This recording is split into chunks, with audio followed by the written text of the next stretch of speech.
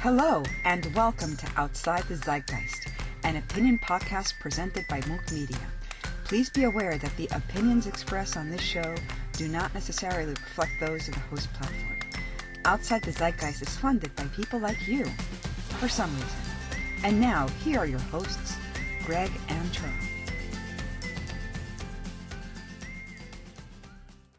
All right, welcome to Outside the Zeitgeist, episode 4. Once again, I am Charles, and I don't like you. And I'm Greg, and I don't trust you. And so let's begin our cheers. Now, Cheers. Now, normally, because we are cheap fucks here, you know, we drink really cheap liquor. However, we went to a Seder over the weekend, and I brought home a little bit of the slightly better stuff over here. So, you know, I think it only is fitting that. Oh, I love that sound. Don't you love that sound? It's a great sound. It's a great sound. So, for my first drink, I do something like this.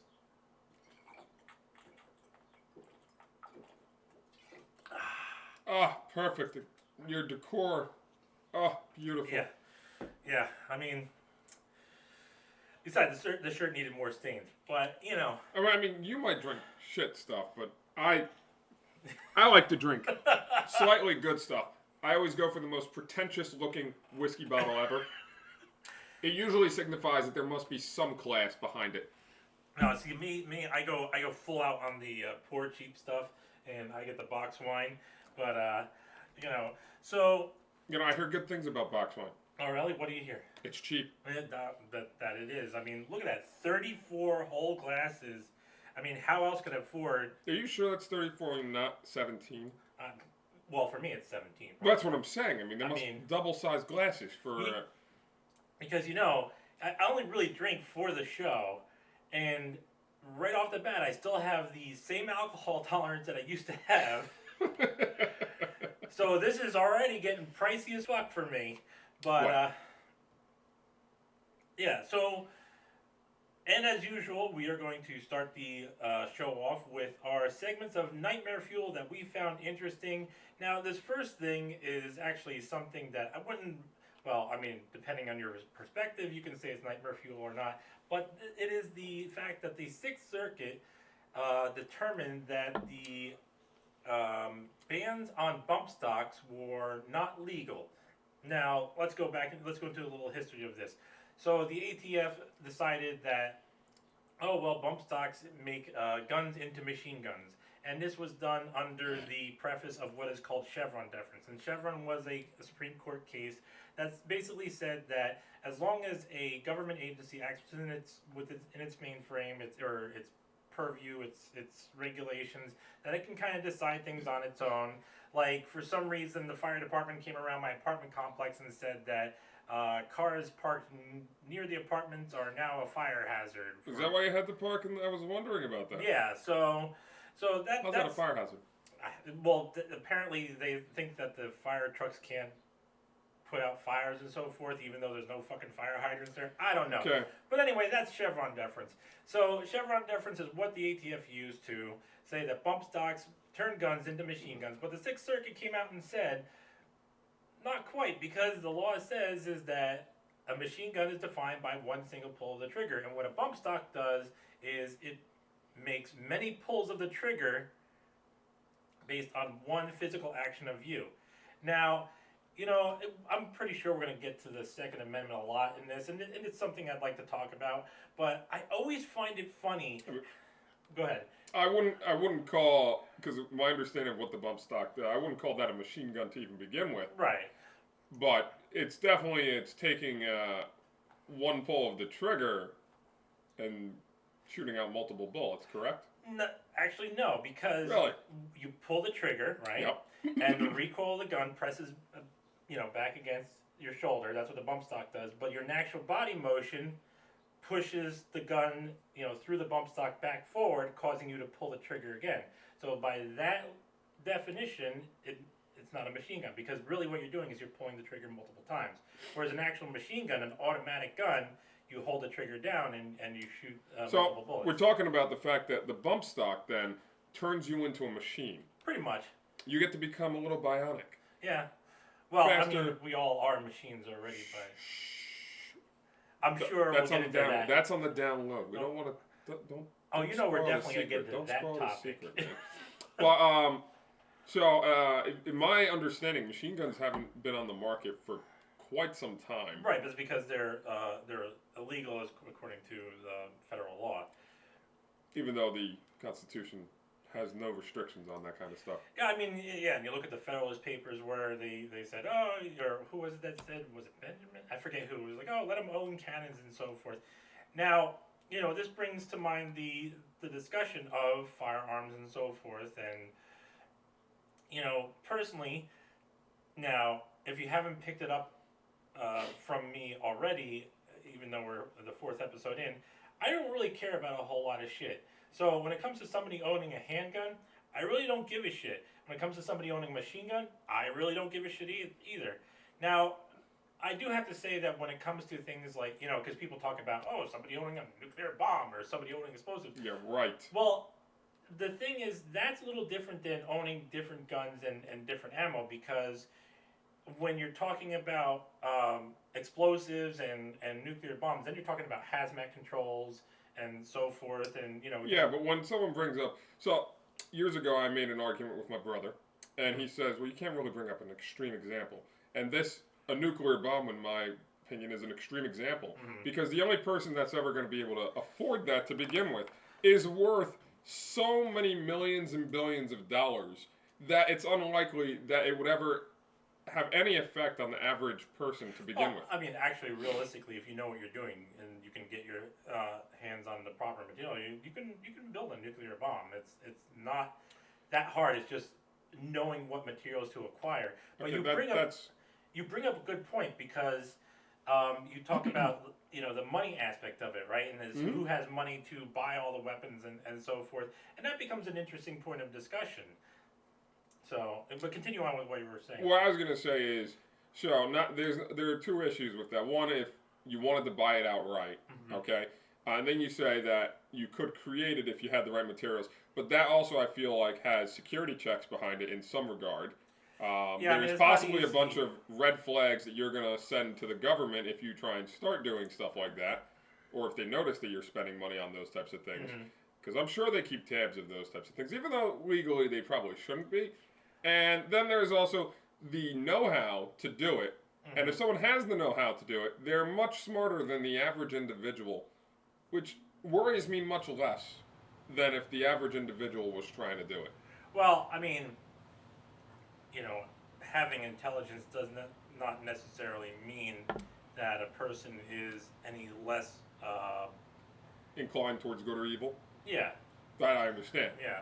I'm just saying that I'm less worried about someone who's more intelligent having it versus someone who isn't, because they're less likely and that goes to. back to what I was saying, the hazmat concerns. And Absolutely. So forth. I mean, like, if somebody wanted to have a grenade or two in their home, I'm sure there are people that have a grenade or two. Yeah, I mean, that doesn't really matter. But if you wanted to stockpile like 50, well, now you're talking about hazmat concerns, because you look at what was that factory that blew, what was it, Beirut or whatever, that had fireworks next to the chemical storage. And is it a real thing? Yeah. See, I always hear that mentioned as like a joke.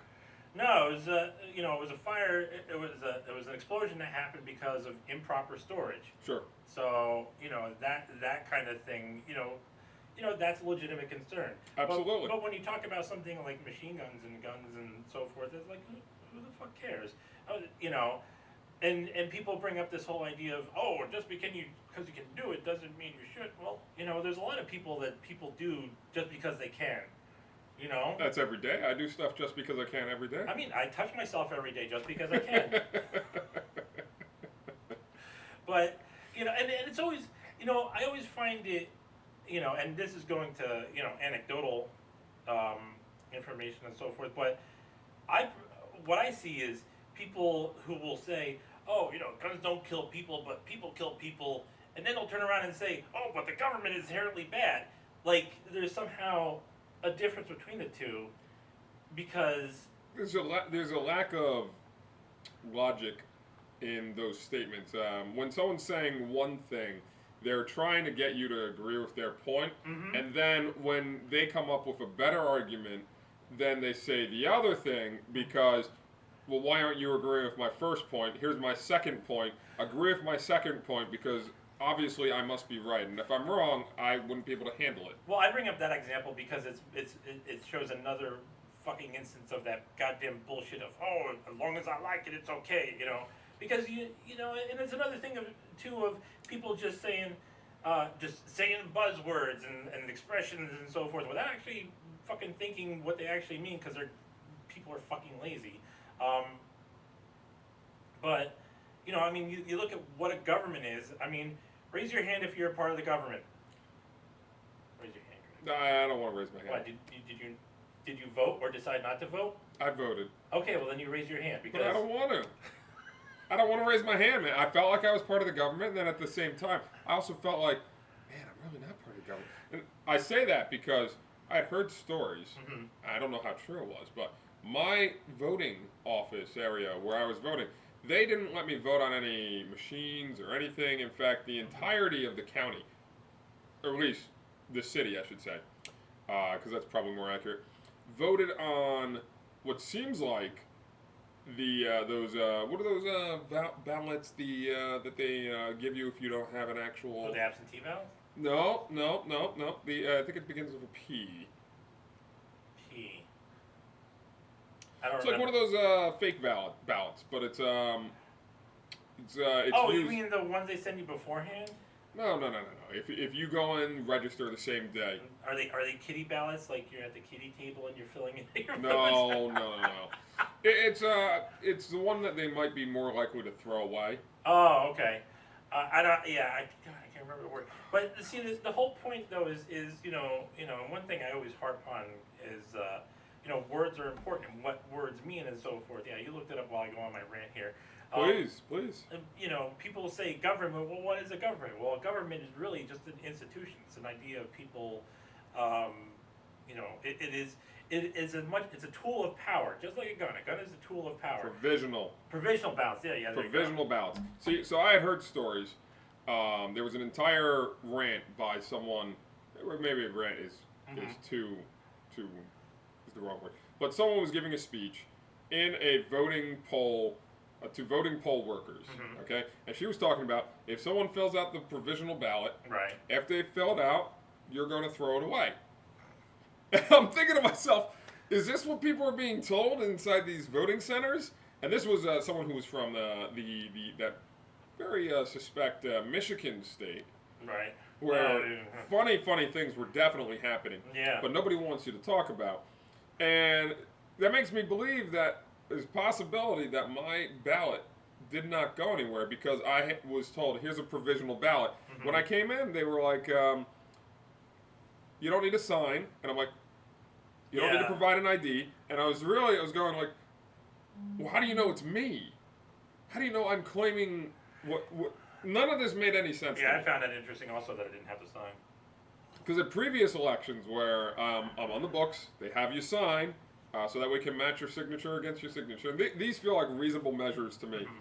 that you would have in place because, Yeah, I mean, because that's how And it was almost- every other year. well, not only that, but in almost any other institution or when you're trying to get stuff done, what's the first thing they ask for? Well, you need to give your ID. Mm-hmm. They verify things. Right. And apparently for voting, you didn't need to verify. Makes no sense. Well, I mean, there are those that might talk about the COVID restrictions or concerns or so forth. Sure. But so going back to what I was saying before, you know, this whole idea of government being something inherent and evil and guns are not. Well, both are instruments of power, and in one argument you're railing against the person who controls the power, but in the other you're not.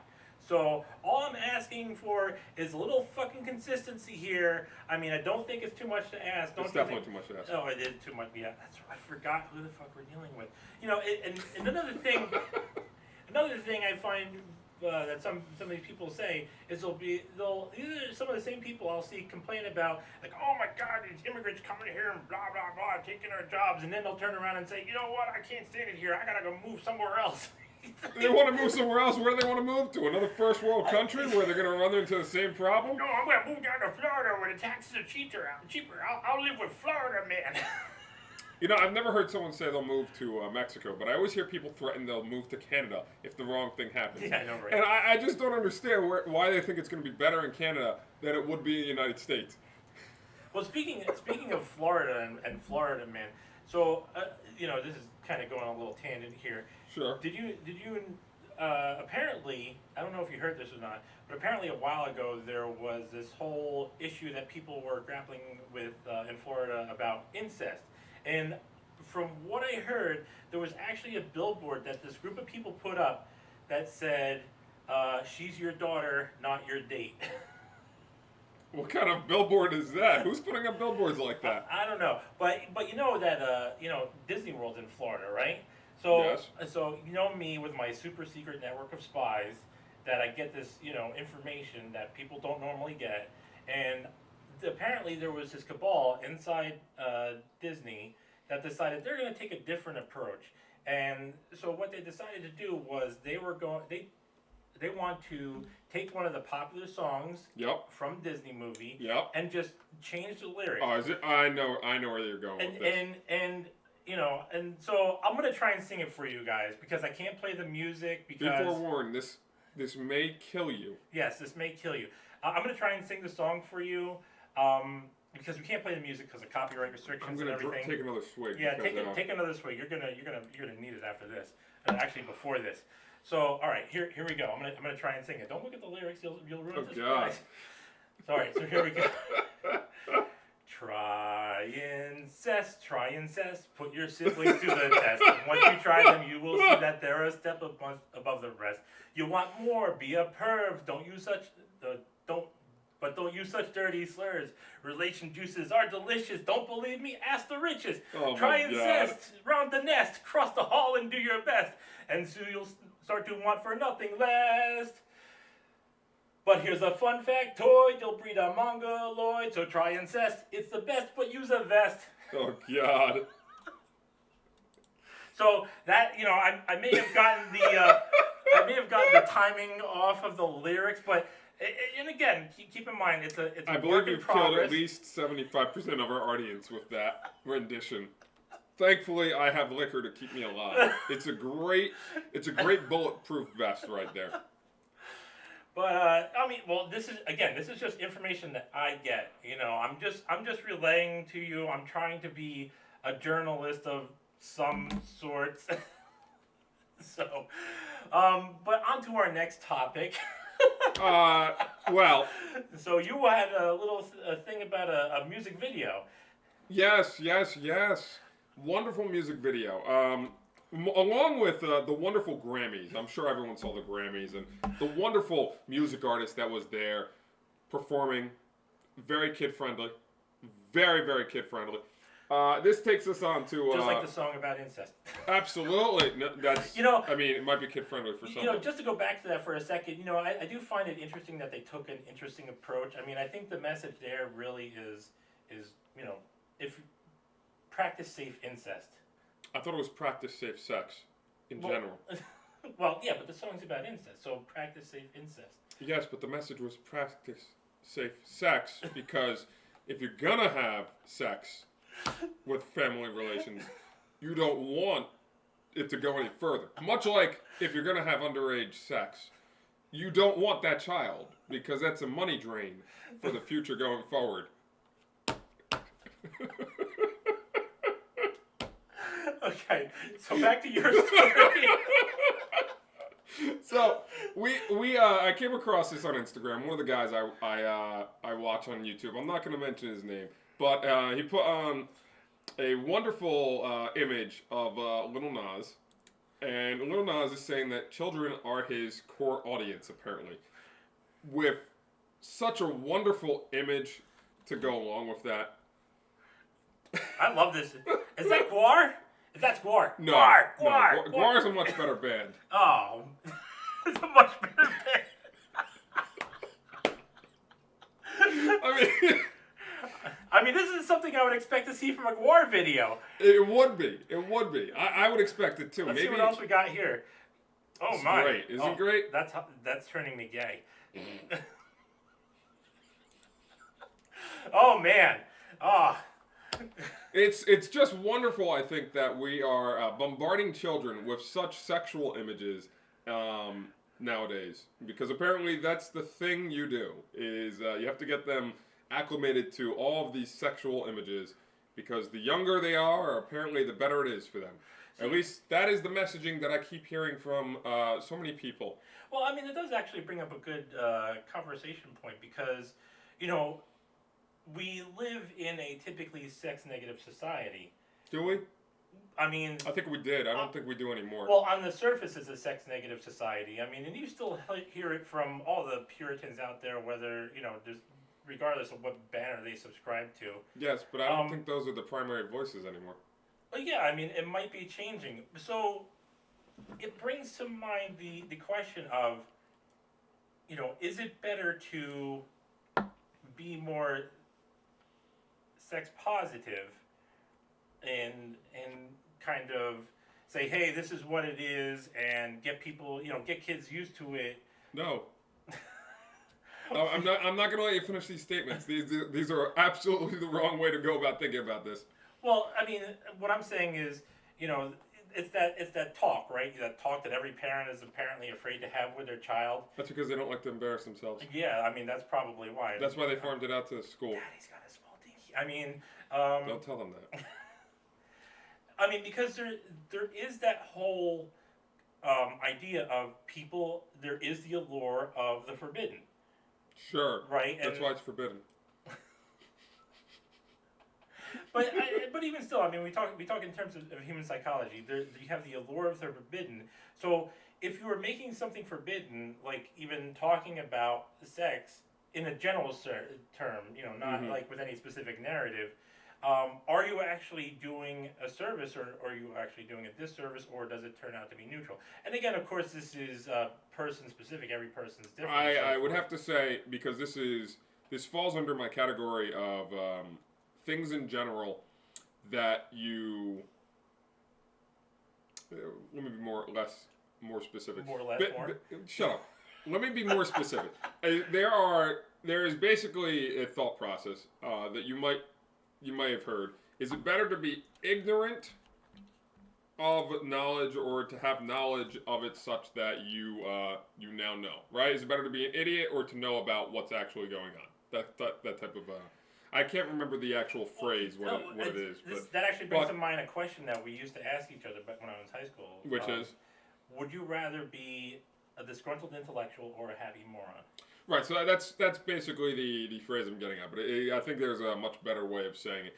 But my conclusion has always been that it is always better to have knowledge of what is going on, so that way you can be better prepared. But there is a caveat. There's always an exception, as I say, to almost any rule, and that is that you do not, at least as far as some things go, you do not want to get ahead of yourself before you're prepared for that situation. Imagine a video game, okay? In the first level of the video game, you don't need to know everything that you can do in the game, because the game's not asking you to know everything you can do. You're learning progressively through the first, say, 5, 10, 15, 20 minutes of the game that you're playing, how to play the game. The game is basically introducing one technique after another, one principle after another, and one rule after another, so that way you can learn how each of these things interact, then learn how each of these things may interact together, and then finally, when you're put into the actual game itself, you learn about, oh, I should really be doing this, and this all at one time, type of thing, in some regard. You know, it's funny that you mentioned video games, because you know what game I started playing recently? What game? Subverse. Subverse. Yo. I got a funny story about that. But it has nothing to do with the game Subverse. Oh, okay. But with regards to, you know, sexual information, that stuff is not necessarily something a child needs to know about until they hit puberty. And at that point, that's when they really need to start learning about that kind of stuff. Maybe not to the degree that something like this is putting up there, but that's when I would say they're now mentally or physically getting ready to learn about that kind of information. Yeah. You don't throw that at a child who's like 5 or 6 years old, or 7, or even 8. Yeah, I mean, it's just, I mean, it's an interesting topic to delve into. and me personally, I'm of the mindset of, well, I mean, in general, I'm of the mindset where there are no inherently right or wrong answers because everybody's different and so forth, and all you can really do in life is choose directions and see what results occur. But yeah, I mean, it is an interesting topic to talk about. Um, but at the same time, you and I grew up in really a sex negative society where Yeah. you had the religious fanaticism, you know, demonizing sex in general and sexuality in general. And it really kind of ties into, I mean, when you talk about situations like this here. I mean, our entire society is founded on those types of things. Yeah, kinda. I mean, the entire United States, Western culture is founded on those types of views. Okay, you can't get past that because it all stems from Christianity or Judaism or any of those traditional Western values. So the entire United States as a whole was built upon those values, and over time, they've either been eroded or they've changed, but ultimately, the historical context and the backbone of the system itself is built around much of those types of values. Right, but at the same time, too, it comes back to that thing of the whole idea of the benevolentism versus the malevolentism and so forth, and how people put people into other people into categories of how they're going to handle them, which is something that kind of ties into our topic for today, which I think we'll get into more. So let's pause this and go on to the next news, because I think a lot of the topics of today our news topics for today really kind of tie into that. So one of the things I came across last week, was last week when Biden gave the press conference, wasn't it? Oh God, I don't remember. Oh, it's terrible. It was absolutely terrible. Two things that stood out to me were all of the gaffes that he was making during it. Telling the fact that he was in the Senate 120 years ago. Fantastic statement by Biden. Also, the fact that he said he was hired to solve problems. I've never heard a president say that they were hired to solve problems, because we're not paying a salary to them. We're giving taxes to the government that is used to pay for all of the government positions. And we didn't hire him, we elected him. Well, that's an interesting question. I mean, that is an interesting perspective. Can you say that you hired a politician? I would have fired him already. I'm sure people would have fired Trump if they had hired Trump, because Trump. I mean, there's not much more to say about that. I mean, the guy was not any, different underneath the surface than anybody else, really. No, I mean, I look at Trump. I think he's basically the average American in some regards, just a little more.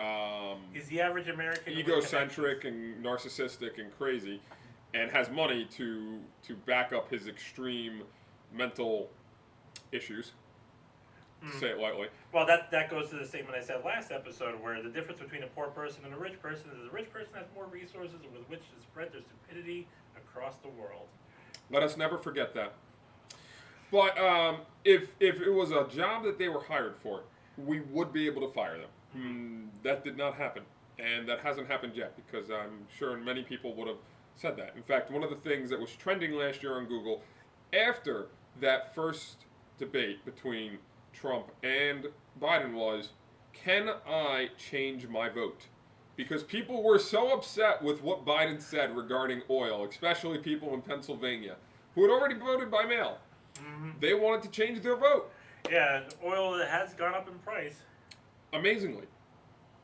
And I still can't understand why. Oh, I'm pretty sure it has nothing to do with the fact that Biden said that he would not interrupt fracking at all. Absolutely. What else you got? Another interesting topic was that in the news I've been hearing a number of people just, basically call out the United States, the UK, and a number of other European countries for the fact that they have monopolized the vaccines from all of these big companies, Moderna, Pfizer. Apparently, them paying those companies to make the vaccines explicitly for them was the wrong thing to do. So that way they could get the vaccine for their people. Because other countries like Brazil have not been able to get those vaccines. I don't know if it's Brazil had anything to do with those countries, companies to begin with. But they're getting their vaccine from China, Yeah. which is very interesting. Well, I mean, even Venezuela had, the whole reason why Venezuela has been able to survive under the sanctions and everything was because they got financial support from China. Another very interesting fact: China buying up support and land all over the place. Well, yeah, I mean, it's just like 2008 where they were buying up all the oil, Absolutely. you know.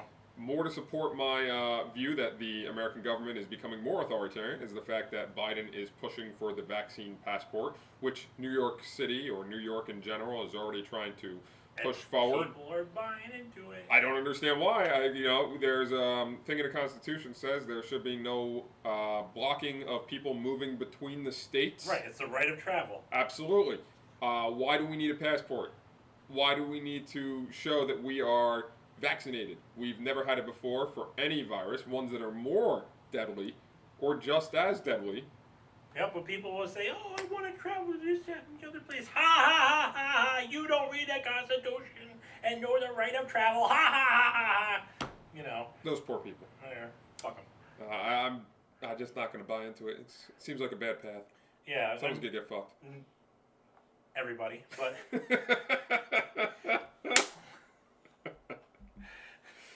I think that's about it. I do have one more story, and this is a story Sure. from one person that I follow, and it was a story of. Oh, hold on, I gotta pull it up I here. remember one more thing I'm going to mention, but Yeah, let go me, ahead. you go first. Go ahead with yours. You sure? Yeah, go ahead with yours. Be aware, there may be a shortage in toilet paper. Once again, because of the backup at the Suez Canal. Oh yeah, the Suez Canal. Now that's a very interesting situation because, it's the same thing with the tariffs on China, Mm-hmm. the goods coming in from China. Where on one hand, all you're really doing is you're passing off the extra taxes off to the American consumer, but at the second hand, you just have the ability of companies to, companies based within China to just ship stuff to Laos or Vietnam or whatever other country nearby, and then ship from there to America, Sure. thereby bypassing the tariffing completely. So you wonder about what's going on with the Suez Canal. Now the story has been that it was the wind that caused the what's it called? The giant ship. Yeah, the ship to turn and wedge itself in there, and it's gonna require moving 30,000 tons of sand just to get the ship. Some massive amount of sand, and it's apparently going to take weeks. Mm-hmm. People are thinking. Yeah, I've seen the maps of the ships backed up around the north and south. There's an entire goddamn parking lot out there. Pretty much. I mean, I wonder if they all got enough food stores to survive all that. But Another good point.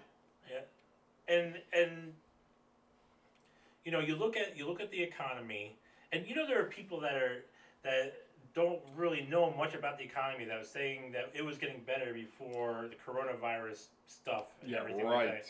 Yeah, they don't know about the repo operations and all that The stuff. entire house of cards, basically. Yeah. Mm-hmm. But the effect on the economy that such a thing will have. And you look at disaster capitalism and so forth, and I hate using words like capitalism and whatnot, but that's another topic.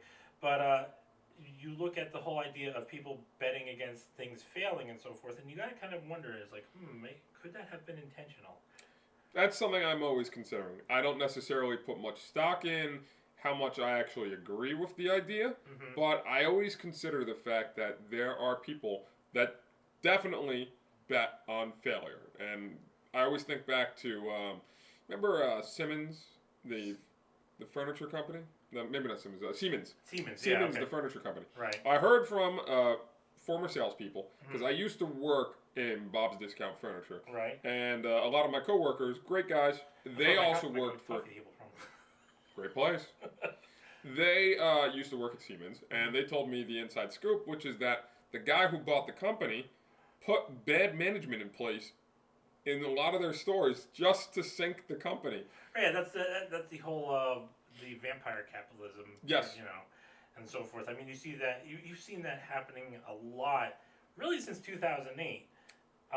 Just all these different companies where investors just get in and they leech the fuck out of it and just destroy it. So, and that even brings up a point of this whole Suez Canal crisis is what if that was something to, you know, as a means to really just leech from the company and so forth.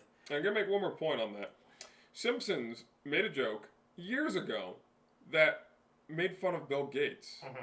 Because there was an entire episode where Homer Simpson starts up a computer company. Yeah, and it goes absolutely nowhere. nowhere. Buy you out. Yes. And it's like someone knew what was going on because Gates bought up the company and destroyed it. Yeah, I mean, just goes to tell me that Bill Gates has always been a villain. Yeah. So my last news topic is, like I was saying, I watch other people, and somebody brought up this today in one of my feeds, is apparently this game called 6 Days in Fallujah, which now... That's a video game? Yeah, it's apparently a video game that's coming out. I didn't take all the opportunity to do all the research on it, but as best as I can gather, it's a video game about the Iraq War. Or let me be... Don't we already have one of those?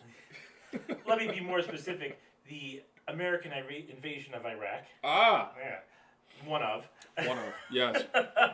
And there's apparently a whole effort petitioning the UN to prevent this game from coming out. Why? Well, I mean, because apparently, you know, gay marriage infringes on Christian rights. Oh shit! I'm sorry. I keep mixing up my abusive authoritarian narratives.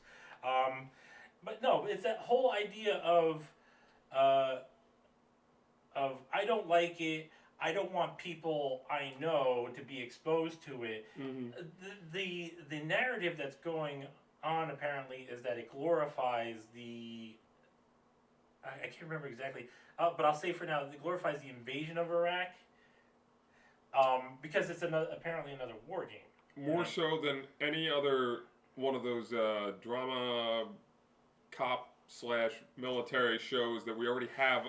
Yeah, and this I think is the really the perfect segue into our topic of today is the whole idea of people policing other people. Right, and the different levels of such. I mean, we have like the police and so forth. But here's an issue of censorship, where here's a company that wants to make a game, and for whatever reason they want to make this game, don't know much about it. All we know is what we hear, but people have some idea about it, and based on their idea, they want to decide whether or not other people can see it. So I've never been a fan of censorship of any kind. I don't care what you're saying. You're welcome to say it. People say there should be consequences for what people say, and my number one opinion on that is yes, there should. In fact, the number one consequence of you saying something I don't like is I stop listening to you, and I walk away, and I move on with life, and your opinion never gets heard by at least me and anyone else who thinks like me ever again.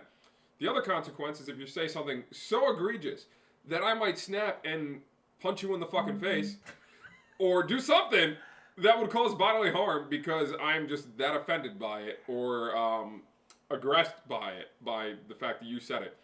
But those are consequences that happen. So I don't like the idea of there being an outside body making the decision about what happens when someone says something that they don't like to hear. Because it just so happens that after you've made a decision about what it is and is or isn't okay to say, someone's going to find a way to twist it and use it against you when you start saying something that they don't like that you're saying. So that way it can be from this guy going in power to this guy being in power. It's just a vicious cycle of power. Right. I mean, and you know, it goes to that whole thing of one person's rights and where another person's begins. And so let's start off talking about this idea going around, or that has gone around, of the right not to be offended. What do you have to say on that, Greg? The right not to be offended? Mm-hmm. Well, if I hear something you're saying, I can either really hear it and take it seriously. And if I take it seriously, then I have to decide whether or not I want to be offended at that point. Okay? Because if I take you seriously by whatever you're saying that somehow should offend me, and I don't react the way that you want, then you might get offended by that. And try and be more inflammatory to try and elicit some sort of response out of me. Yeah. And so my ultimate opinion of the right not to be offended is that, you know, it's the same thing like if the police arrest you, you have the right to say nothing, because you don't have to do anything. You literally don't have to do anything when someone says something to you. It's so part of that, you know, part of what you say brings to mind is the whole idea of the least offended person wins, right? I suppose. In any situation, and then you think about that, and you think about how much that indicates about a person's character, right? Whether they are a more egocentric or exocentric person, right? Because if somebody says something, right, like say you say something I don't like, Okay. well, I can take the perspective of, well, I can ask the question of, really, well, who does that say more about? Does that say more about me as a listener, or does that say more about you as a speaker, given the fact that you are the one taking the action of speaking and saying those words? See, often I will see someone try to police someone's speech, and I really wonder, well, who are they doing it for? Okay, because if I walk into a situation where someone's saying something, and there's another person over there, or a group of people saying, just listening to that person speak, and I hear something that sounds wrong to me, but they apparently don't recognize what's wrong about the statement, why do I need to be involved in that at all? Because if I get involved and suddenly start accusing them of saying the wrong thing, well, none of the other people over there really cared about what that person was saying to begin with. So apparently no grievances have been assessed by the crowd. Nobody's offended by what the person's saying, or if they are, they're not voicing it, which is probably the smart thing to do. Right. Because you just don't need to start shit when there's no reason to. But apparently, there's always that one person. That person's me. I like to start shit. Fuck you guys. Well, but that's beyond the point. That's beyond the point.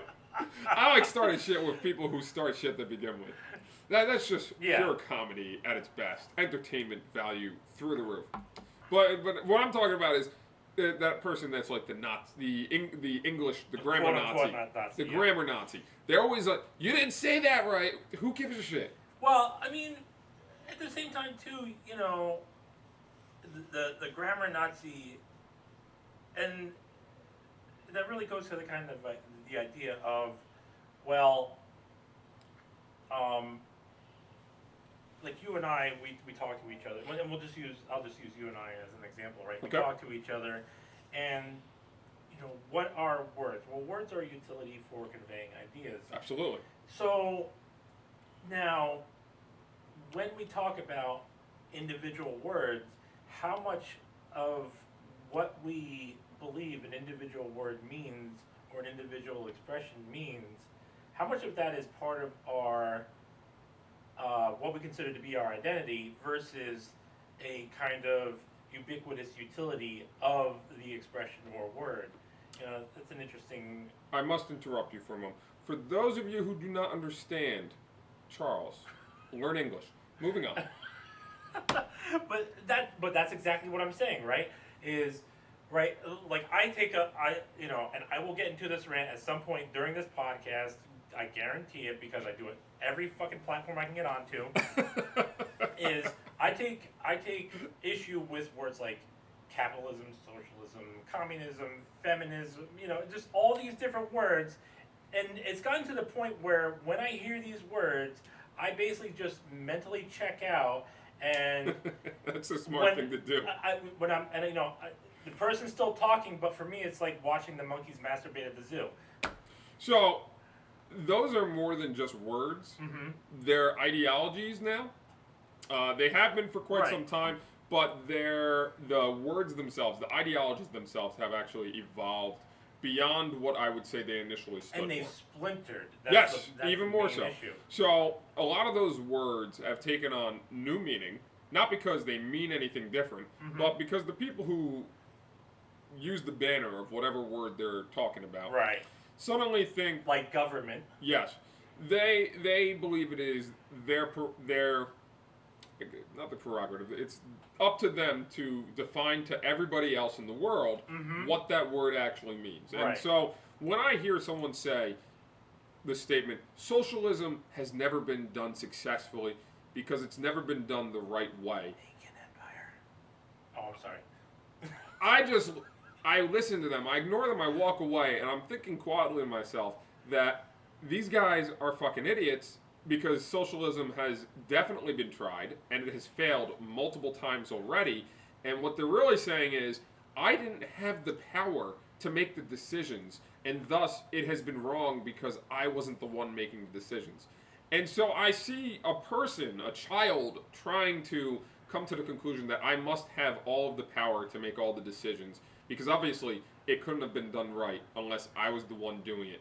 And that'll go more towards the banner waving, and just to kind of bring it back to the topic, they'll do the banner waving to push the idea onto other people, because at the same time they'll never look, well, where has the idea of capitalism failed?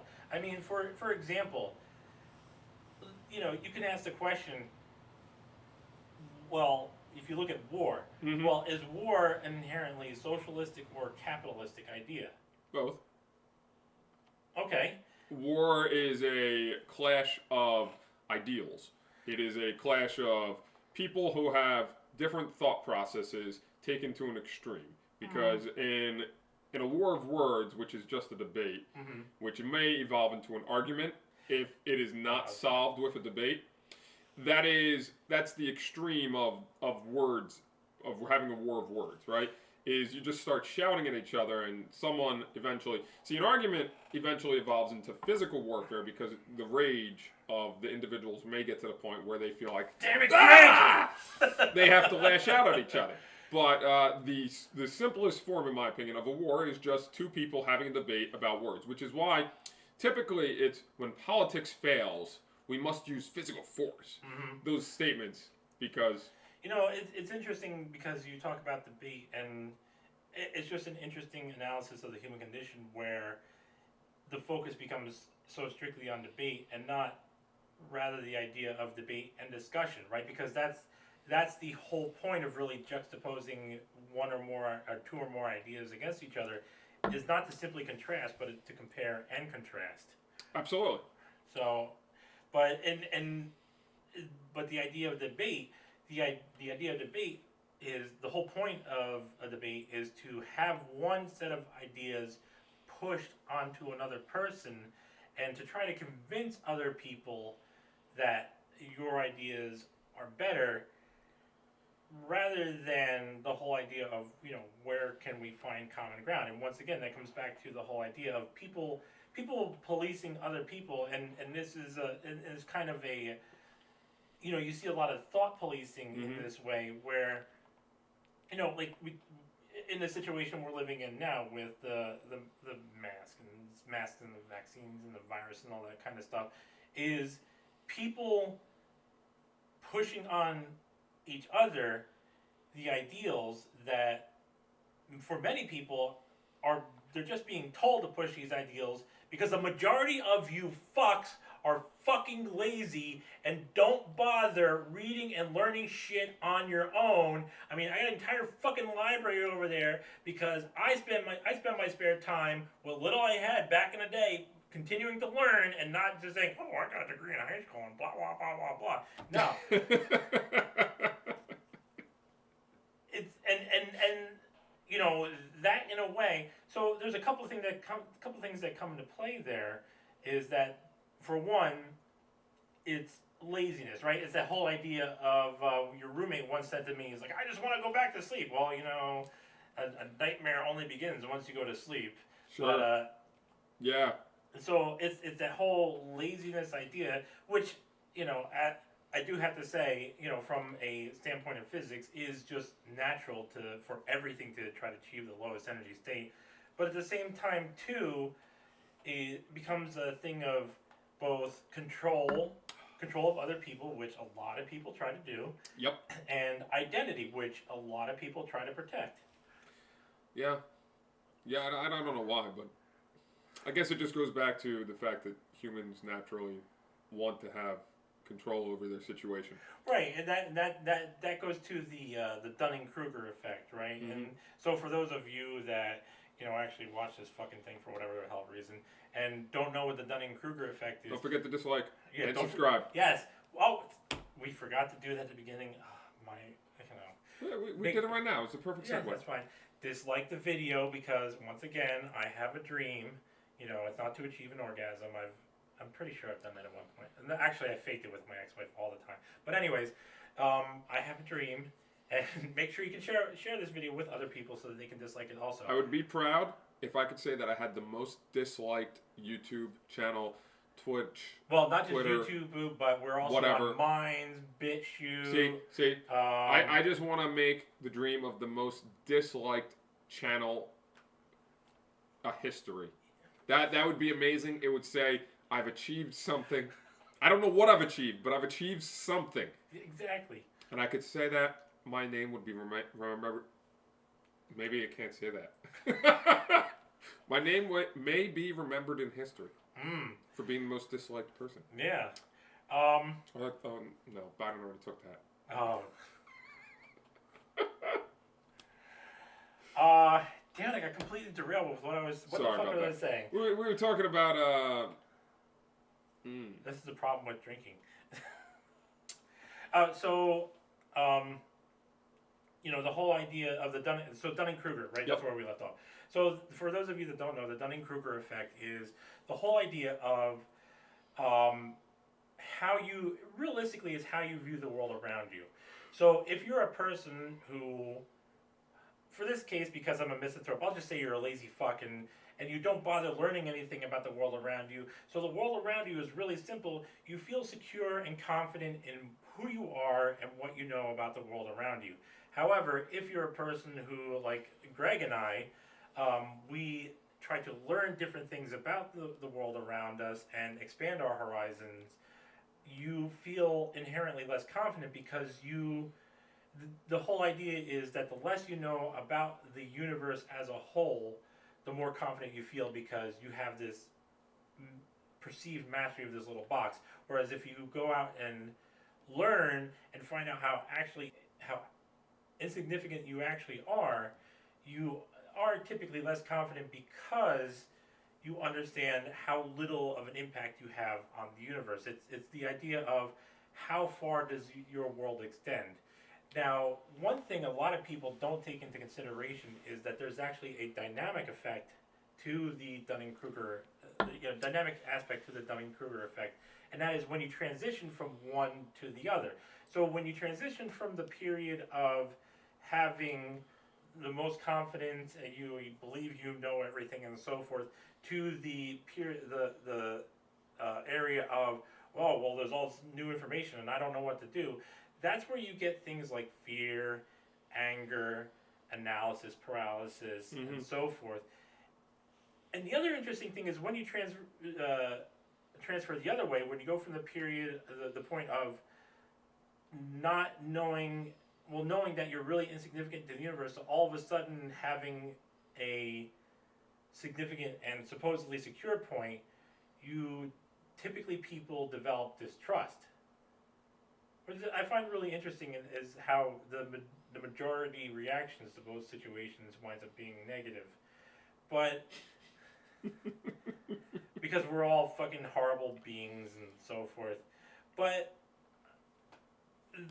that kind of plays into what we're talking about here, where the whole idea of, oh, well, I know this, that, and the other thing, and I'm secure in this, and I gotta, bring people to my point of view and so forth.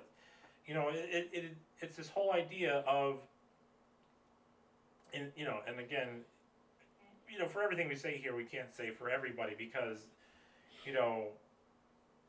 the universe is random, everybody's different and so forth. But for a lot of people that are authoritarian, it seems to be that issue of, well, if I bring everybody into this little box where I believe everything, the world fits into this perfect little box, then I can feel more comfortable about myself and where I stand. Yeah, that's how I think all villains think. Well, I mean, yeah, and it's interesting you use the word villains because a lot of people wind up being villains without even realizing they are villains, right? Because again, they're in that little box, right? Sure. And really, we see that as the social injustice bar movement, SJW, and we see that with all these different pearl clutching movements. Like the whole thing with this video game and so forth, there'll be some people, well, I don't want my kid exposed to that. Well, and that goes to what we were talking about before of, well, how do you view your kid really? Like I look at Biden, right? Let's talk about Biden and Trump for a second. Okay. Because Trump said, Trump always had that thing. It's like, man, if you weren't my daughter, I mean, Trump is just, he says the worst possible things.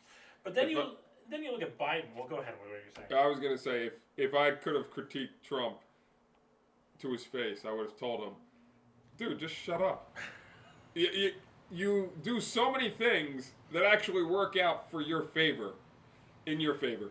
Because when he was in office, he was doing a lot of things I think that people wanted to see happen, at least from a policy level. Mm-hmm. But yes, a surface policy level.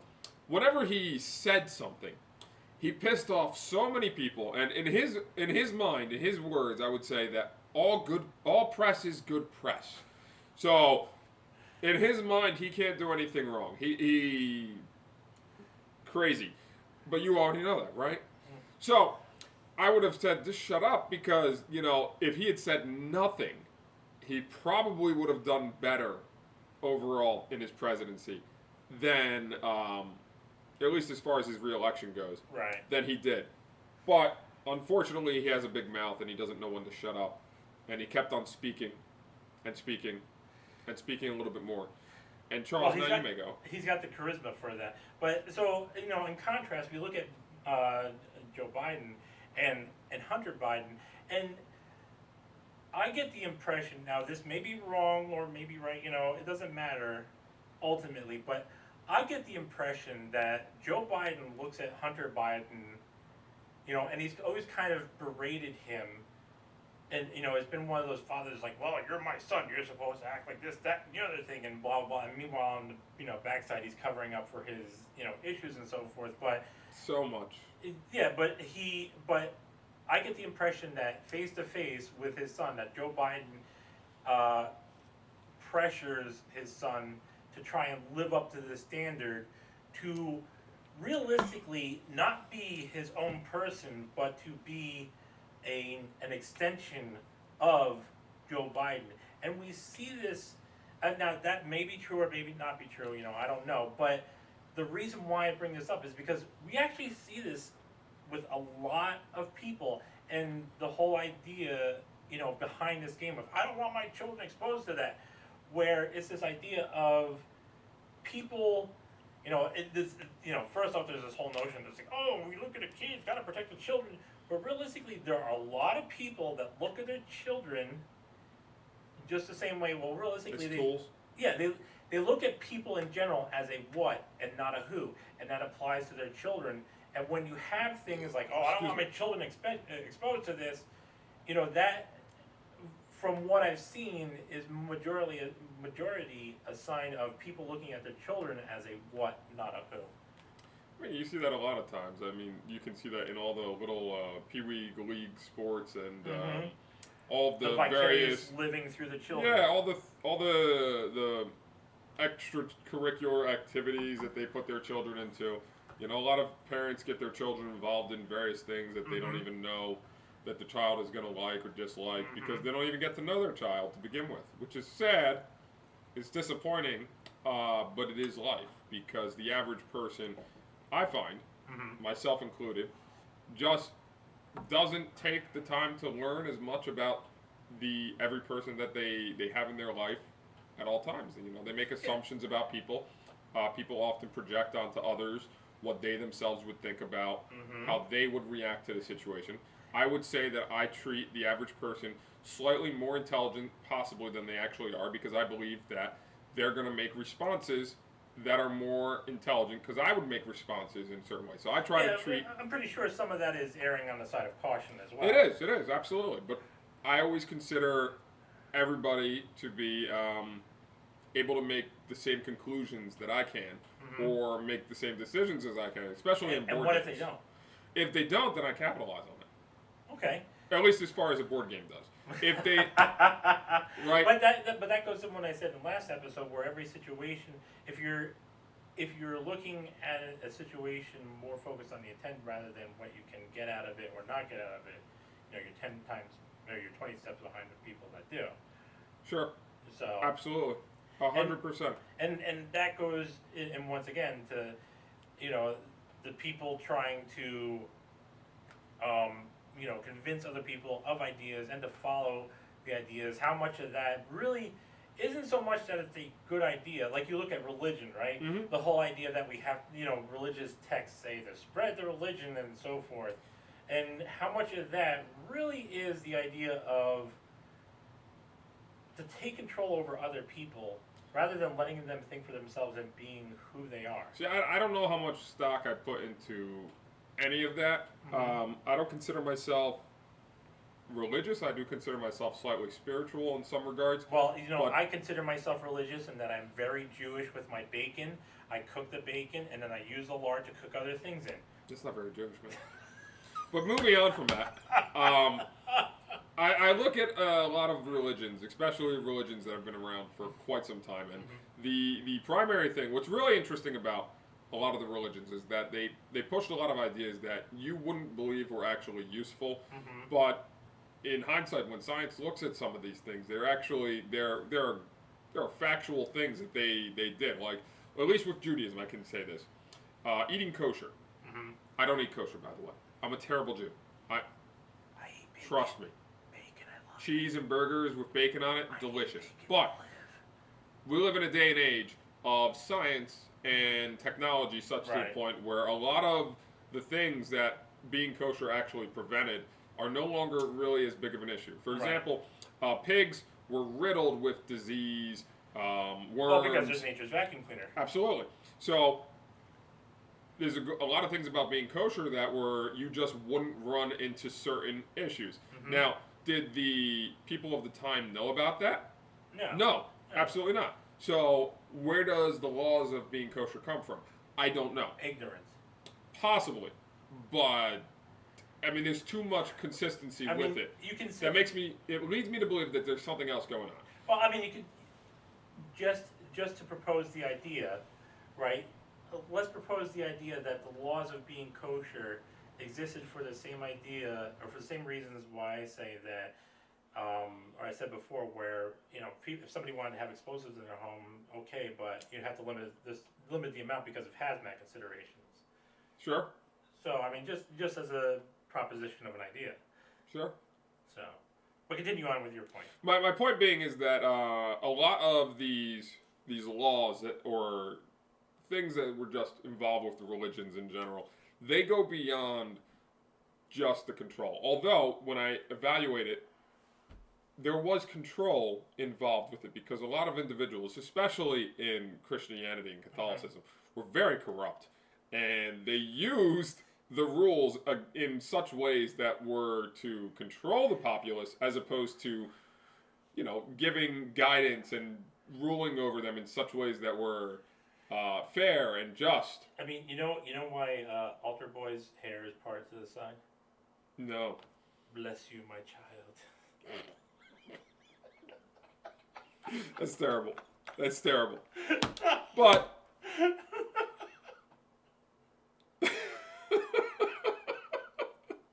reminds me of a terrible joke I heard as a child about a girlfriend whose hair color was green. It was because it's You had a natural.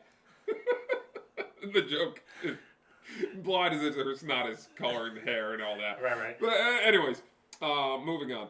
So a lot of religious documents and rules and such. I just at some point some of them make a lot of sense for the age that they were in, but they also did a lot of terrible things like controlling the populace to police them in ways that they wanted to. I mean, the whole idea of tithing and all that. If you and this is something I did on a different thing, but if you take the whole idea of if you take out the whole idea of these religious texts being inspired by a deity, Sure. they really do show you how some people can think, right, and how the different ways of like abuse, psychosis, authoritarianism can be utilized to take control of other people. So, I mean, I think that's an interesting perspective to look at, and and you have to kind of wonder how much of that is really inherent. Well, let me rephrase that. Where's the line of wanting to secure yourself versus wanting to take control over other people? That's a point of. I think at the analysis. point upon which you can solve your problems, you suddenly, or at least some people, will suddenly come across the idea, oh shit, if I can solve my problems, I can solve his problems and her problems and that child's problems. Some people come to that conclusion and they start trying to make decisions for other people because they've seen success for themselves. And so they naturally assume, because people are very egotistical Right, in because this manner. and it becomes a point of control. It's like, Absolutely. oh, if I can solve these problems for myself, I can solve them for other people, and and then you have to look and kind of wonder, well, what is the end goal of that? I don't know. My only conclusion when I was a child was that I did not want people controlling my decisions because my parents wouldn't let me eat candy and ice cream and cookies whenever I wanted. So I was like, I'd be better off if I could make my own decisions. Of course, I didn't know about cavities and plaque and crap of that nature, And or the weight- fact that, weight weight gain. So, obviously, sometimes certain rules are important, even if you don't understand why they're in place. But it's from an outside perspective. It's if you don't know why you're following a rule, it's tough to understand why you should follow a rule. Well, that becomes Which makes me want to learn everything. Yeah, I mean that brings to mind the point of, it's that whole idea of the intelligent mind being able to entertain a thought without actually accepting it. But if you just blindly follow something without actually understanding it, well, how much are you a puppet then, and how much are you actually a conscious, self-actuated individual? Because if you just do something, you're just following directions, and if you don't understand why, then what really are you gaining from it? This is why I've been saying for quite some time, at least to myself, is that we are teaching people to do and not to learn. Oh yeah. It's something very I make apparent money to off me. of that. It's very apparent to me.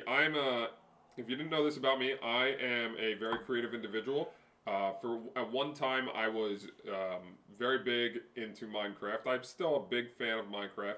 But in 1 year, I made $4,000 playing Minecraft, and that was because I had a team, myself and another guy that was this younger kid, 15 years old. The two of us had a team together of building projects for other people that we got paid for. He's not saying this because he thinks that many people should Minecraft themselves That's my point. But go ahead, Greg.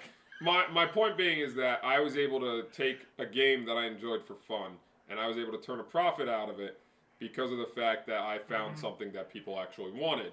And when I talk to people in the creative community about building, people who were experienced, they had their own ideas. They had their own way of doing stuff. They could tell me how to go from no blocks to a million blocks and what they can make it look like and all that stuff. Not to say that a million blocks is impressive or anything like that, but it's just a number, a figure. When I talked to people who were trying to build creatively that had no idea what they were doing, they were looking at something and they were copying it.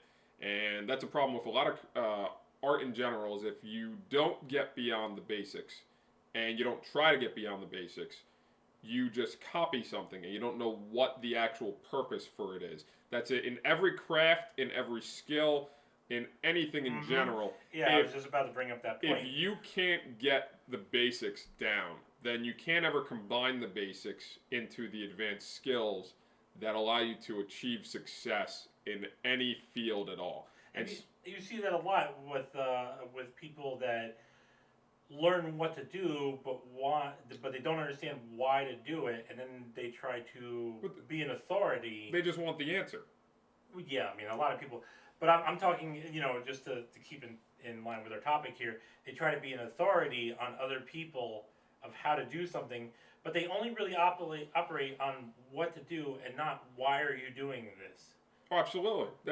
My biggest issue when I was talking to children or experienced players in Minecraft who were trying to do creative things is that they were just trying to build something, but they didn't understand that building is about, in general, creating really is about form. It doesn't matter what you create. It doesn't matter expression. Well, that's a part of it. Is what I'm saying is, right. But the entirety of what makes something good is being able to express it in form. I know this is really bad words and it's really hard to explain, but I think what he's trying to say is that you want to combine both your individual nature with a utility to create this perspective that people can understand what you're trying to convey and how it should be used. Yeah, I think to put it very simply is you're trying to express a story to somebody, and a story has a beginning, a middle, and an end, and everything that's ever been created should have a story of some sort. And I'm not saying a story in the general sense, once upon a time, blah blah blah, happily ever after. Great game. Yes. I haven't played that game in so long. Did you ever play Once Upon a Time? No, but I watch people play it. Oh, that was a fun game. But there is always what people call a story, and I read this wonderful book about the story that was called The Story Wars, and it was all about advertising. But what makes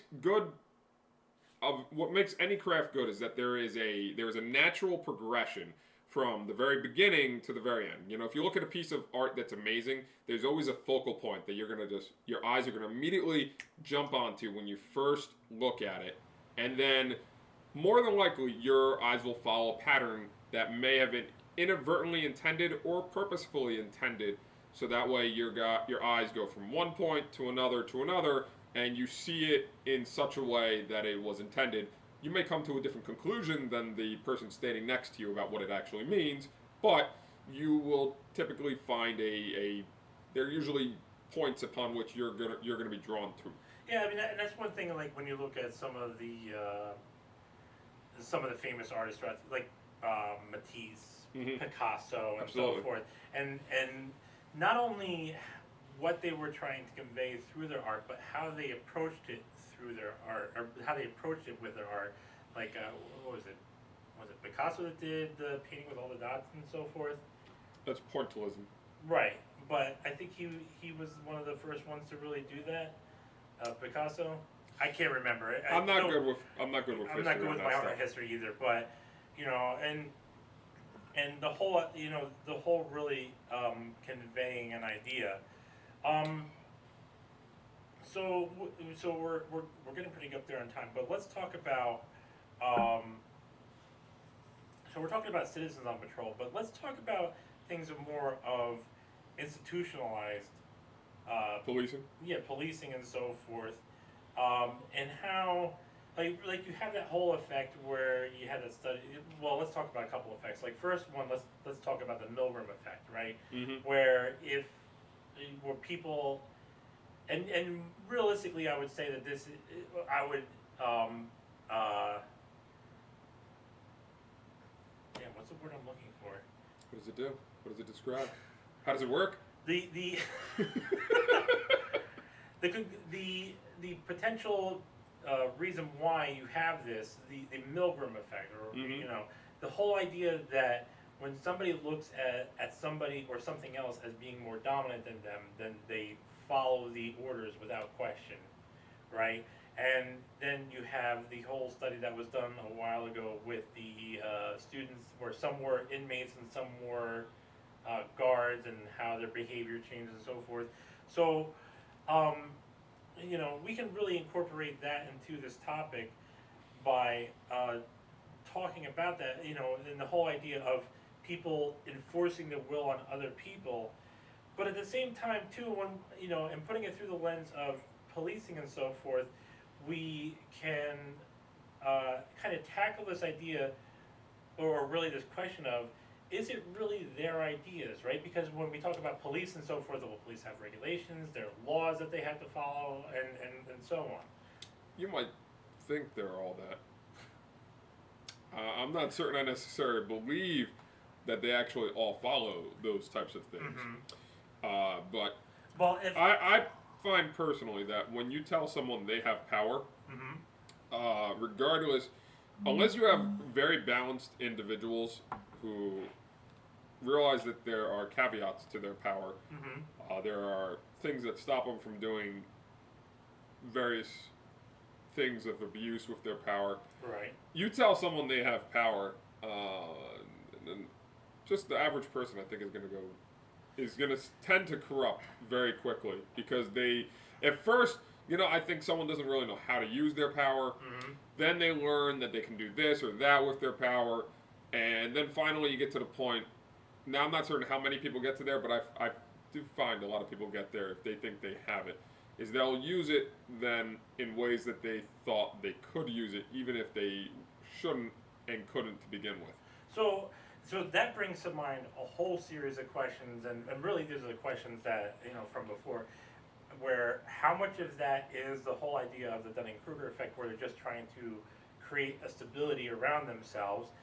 How much of that is simply just following the directions of what they perceive to be a more dominant force than themselves, and then how much of that is really just trying to organize things into systems, which, I mean, you can kind of connect to the Dunning-Kruger effect, but really just, well, I kind of I personally don't think most people know how to use power the way to actually achieve something when they want to get stuff done. I think most people just know how to destroy. And I say that from a standpoint. Because, as we said, we are all destructive animals. We're all fucking monsters. If you've ever heard the phrase, the parts of a whole are greater than the individual pieces themselves when they come together, right? Yeah, something like that. Right? It's very difficult to actually make something that is 5 separate things that are individually of one value, and then turn it into something that is one thing that is actually somehow greater in value than the individual pieces. Parts. Yes. It's very difficult to do that. And I would say personally that is a struggle that a lot of people have, especially if they get into like a management position or any kind of position where they have. God. I will never work in a management position ever again. That's like you have the bosses, and they want the workers to do this, and you have the workers, and well, we're not going to do this unless we get. Well, that's the struggle of having power, is that you have power over the individuals, but you have no power above the people above you.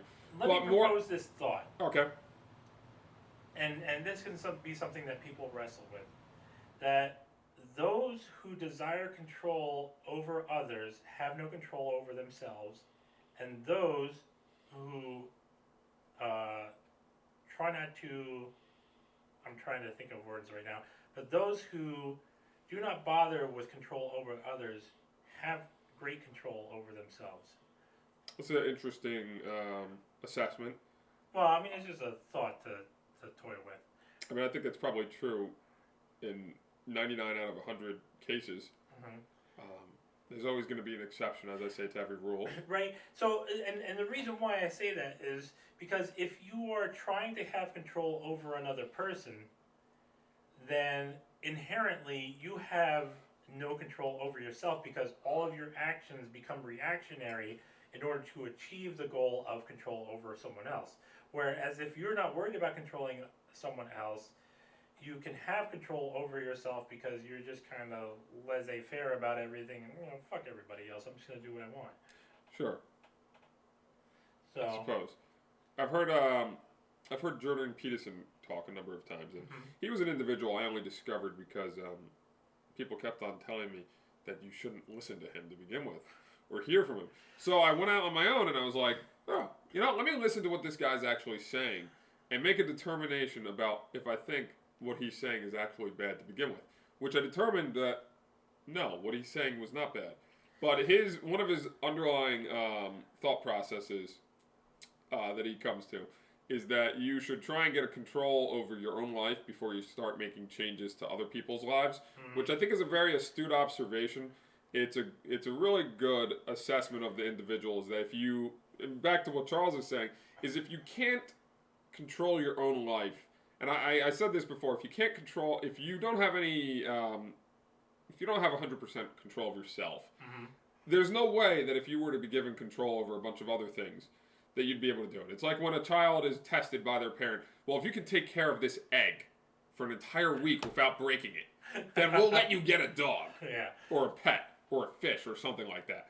And the child doesn't understand that they need to be responsible and mature to be able to take care of another living being.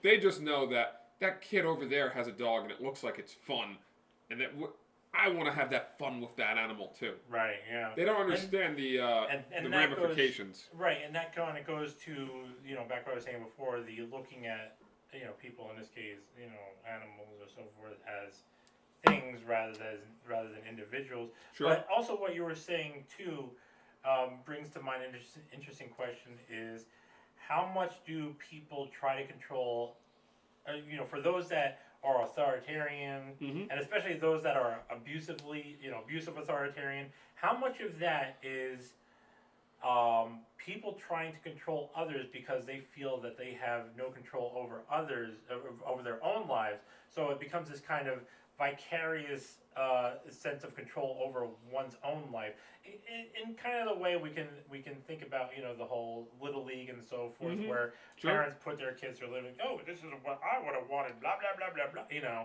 Sure, I think that's a very common theme in life in general. And back to what I was saying about like Joe Biden and Hunter Biden, where again it seems to me like he's one of those kind of abusive parents that. Not just from what Hunter Biden has been through, but just from the way I've seen him talk to other people, where it seems to me where he would have been the type of parent who's like, oh, well, you're my son, you're supposed to do this, that, and the other thing. If you're not, you're a fuck up and blah, blah, blah, blah, blah. And so, and I don't know much about Hunter Biden because Hunter Biden has not been in the news that much, despite what, things have come out and been suppressed and so forth. Should have been. Right, it should have been in the news. But, and I'm not trying to say a definitive thing, but what I am, because I don't like dealing with in definitives and absolutes, but what I am saying is that from the information that I have gathered, this is, if I had to pick, this is the scenario that I would say is the most likely. Okay. Unless we have anything else to say about that. So, yeah, but all in all, it is the question to think about of why do we, as people, and one time through this podcast, I'm gonna have to get into my whole philosophy of the human psyche, which I call the human psyche the operating system of the biological machine.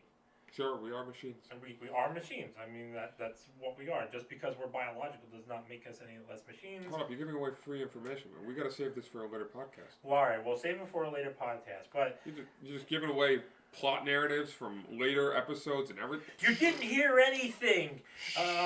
Well, everything you heard in the past few seconds Cut it was off, a cut it lie. off. So go back to sleep, fuckers.